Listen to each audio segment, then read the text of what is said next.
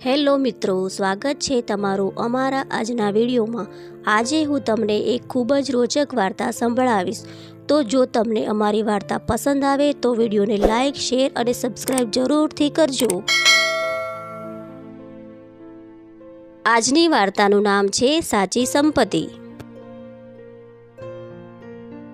એકવારની વાત છે, એક ગરીબ ખેડૂત હતો જે પોતાની મહેનતથી ગુજરાન ચલાવતો હતો।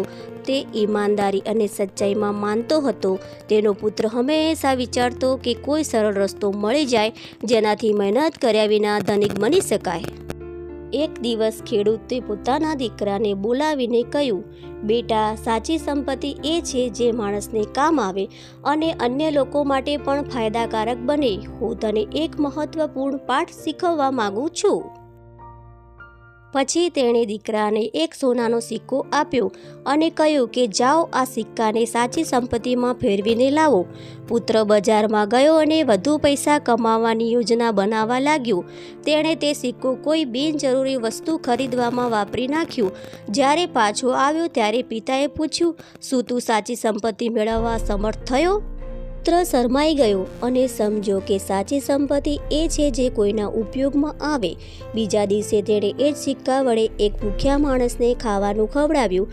જ્યારે પાછો આવ્યો ત્યારે તેના ચહેરા પર એક અલગ શાંતિ હતી। પિતા હસ્યા અને કહ્યું, હવે તે સાચી સંપત્તિ મેળવી છે।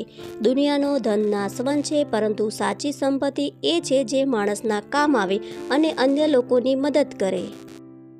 શિક્ષા: આ કથામાંથી આપણે શીખી શકીએ કે સાચી સંપત્તિ માત્ર પૈસા નથી, પણ ઈમાનદારી, સજ્જતા અને અન્ય લોકોની મદદ કરવી એ જ સાચી સંપત્તિ છે। મિત્રો, લાઇક, શેર અને સબસ્ક્રાઈબ કરવાનું ભૂલતા નહીં।